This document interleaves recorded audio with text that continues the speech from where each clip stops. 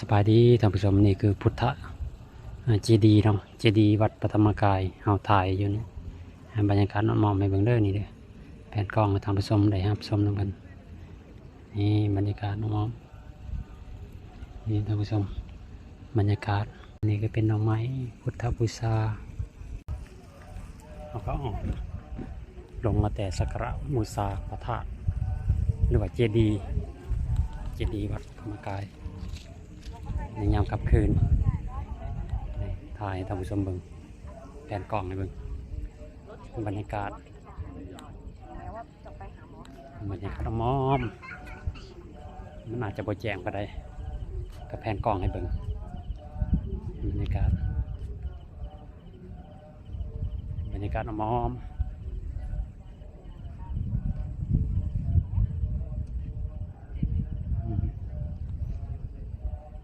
ย่างให้เบิ่งบรรยากาศมันหาชมได้ยากจะถ่ายเบิ่งอันนี้คือโคมไฟนี่เนาะเอาถ่ายโคมไฟให้เบิ่งแผนกล้องบรรยากาศมอมโคมไฟในยามค่ำคืนบรรยากาศเด้อนี่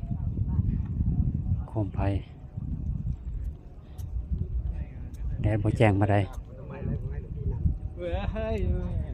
บรรยากาศมอมแผนกล้องให้ท่านผู้ชมได้ชมนำกัน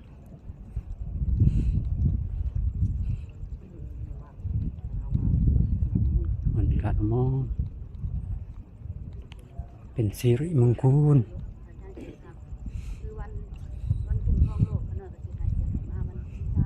นี่บรรยากาศแผนกล้อง